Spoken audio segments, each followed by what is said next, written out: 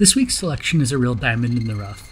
In spite of being an unpredictable and thrilling effort that counts the ultra-talented Dan Bush as a co-writer and director, The Dark Red remains woefully underseen by the masses. The flick catches up with a woman named Sybil at a mental health facility to which she has been committed.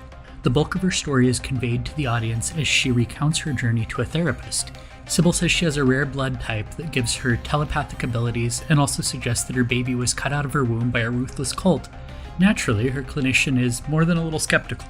Now that we have the basic setup out of the way, I will do my best to be as spoiler-free as possible from here on out, because the less you know for certain before going into The Dark Red, the better. Discerning what is or is not real is a large part of what makes this flick so compelling to a first-time viewer. If you are watching The Dark Red for the first time, keep in mind that it takes a moment for the film to bring everything into focus. It is quite the slow burn affair. We spend much of the first two acts learning Sybil's backstory and uncovering how she arrived at the institution where she's being held. There's initially no irrefutable proof regarding whether the abilities she claims to possess are genuine or a symptom of mental illness, but trust me when I say that the patient viewer will be rewarded for their endurance. In fact, the third act is far better because of the deliberate build to get there. The groundwork has been laid, allowing the story to take flight. However, if we had all the info from the onset, I don't think The Dark Red would be nearly as effective.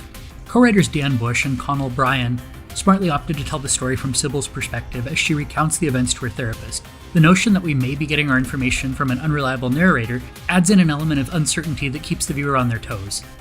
The seeds of uncertainty that are planted are used to remarkable effect, making the moment at which all is revealed far more powerful than if everything had been clear-cut from the jump. The final 30 minutes of the deep red that follow the eventual moment of clarity are absolutely jaw-dropping. The tonal shift is significant, but it's earned by that which came before it. Accordingly, what transpires in the third act is as satisfying as it is unexpected. The final 30 minutes of the deep red that follow the eventual moment of clarity are absolutely jaw-dropping. The tonal shift is significant, but it's earned by that which came before it. Accordingly, what transpires in the third act is as satisfying as it is unexpected.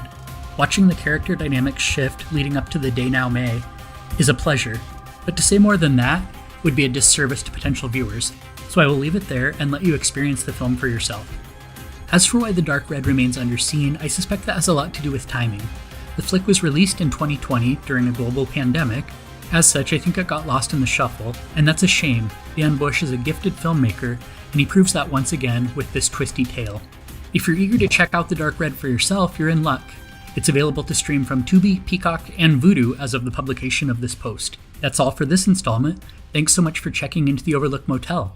If you're keen to chat more about underseen and underrated films, please feel free to hit me up with your thoughts on social media @FunWithHorror.